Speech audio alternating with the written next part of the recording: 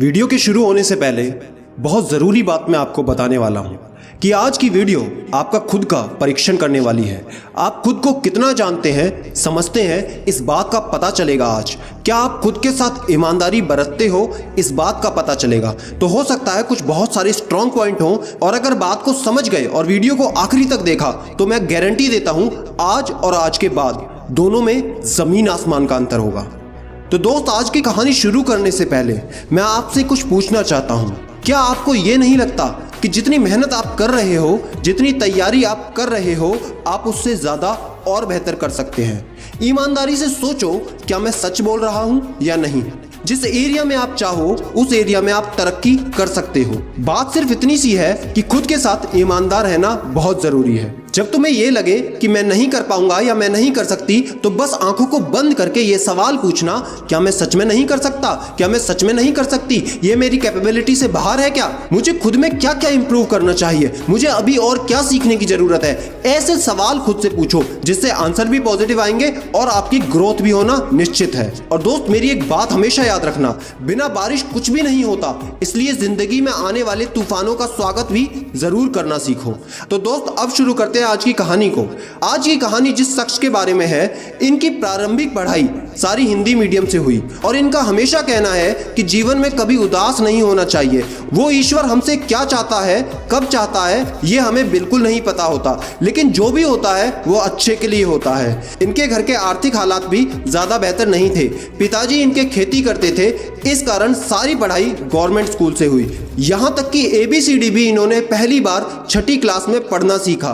Hindi medium से होने के कारण इनके जीवन में बहुत सी परेशानी आई। जहाँ सभी लोग 100% देते थे, वहाँ इनको नॉर्मल कंडीशन में भी अपना 200% देना होता था और एकदम से कोई भी तरक्की कभी नहीं हुई। शुरुआत में काफ़ी परेशानियां झेलने के कारण इन्होंने स्कूलों में पढ़ाया, कॉलेज में लेक्चरार भी रहे और साथ ही साथ अपनी पढ़ाई भी जारी रखी। सन 2012 में RAS के अंदर इनकी 108वीं रैंक आई थी। 108वीं रैंक होने के कारण इनका सिलेक्शन DSP पद के लिए फर्स्ट मीटिंग में ही रह गया। सिलेक्शन ना होने के कारण इनका मन बहुत दुखी हुआ और 4 से 5 दिन हालात बहुत खराब रहे।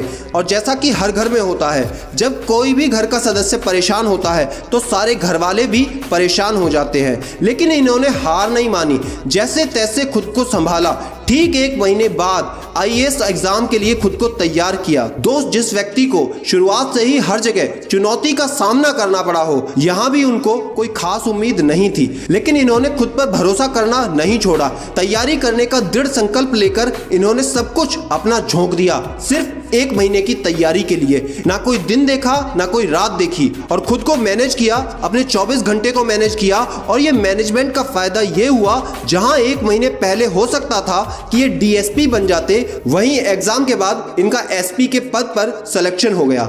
इस IAS एग्जाम में इनकी रैंक थोड़ी ज्यादा थी और जनरल कैटेगरी होने के कारण इनको IPS पद मिल रहा था, लेकिन इन्होंने तो ठान रखा था कि बनना है तो सिर्फ IAS।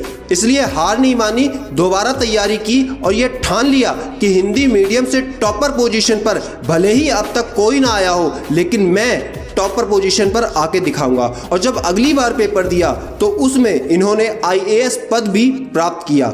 जी हाँ, मैं बात कर रहा हूँ IAS ऑफिसर प्रेम सुख सर की। दोस्त, आज भी ये कहते हैं कि 84 लाख योनियों के बाद हमें एक मानव जीवन मिलता है, तो इस मानव जीवन का उद्देश्य रखो कि ये सबके काम आ सके।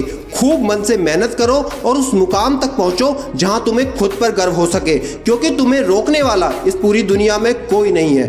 दोस्तों, अगर आज की कहानी आपको सच में पसंद आई हो और ऐसी ही बहुत सारी प्रेरणादायक स्टोरी को अगर आप सुनना चाहते हो, IAS IPS ऑफिसर की पूरी लाइफ स्टोरी को जानना चाहते हो, उनके क्या प्रिंसिपल थे, स्ट्रेटेजीज थी, तो इन सबको हम भारत के बहुत ही जबरदस्त ऑडियो प्लेटफॉर्म खबरी पर उपलब्ध कराने वाले हैं, जहां कुछ ऑडियो आपको अभी भी मिल जाएंगी। तो उस एप्लीकेशन का लिंक नीचे डिस्क्रिप्शन में है, उसे डाउनलोड करके वहां पे सिटी मेनिया इंफोटेनमेंट को फॉलो करो, क्योंकि स्टोरीज को सुनने के लिए आपको स्क्रीन पर देखने की जरूरत नहीं है। वहां पर आप स्क्रीन पर देखे बिना पूरी स्टोरीज को सुन सकते हैं, जो कि सिर्फ उसी प्लेटफॉर्म पर उपलब्ध होंगी। तो नीचे डिस्क्रिप्शन पर लिंक है, अभी डाउनलोड करें, कहीं आपसे कुछ इंपॉर्टेंट मिस ना हो जाए। और अगर ये स्टोरी तुम्हारे दिल को छू गई हो और कहीं ना कहीं तुम भी ऐसे ही स्ट्रगल कर रहे हो, तो इस वीडियो को ज्यादा से ज्यादा शेयर करो हर फेसबुक, हर व्हाट्सएप ग्रुप में, ताकि सभी के जिंदगी में एक में पॉजिटिविटी फैल सके। और याद रखना, कोई साथ है या नहीं, मैं हमेशा आपके साथ हूँ। Be happy and stay motivated with सिडीमेनिया।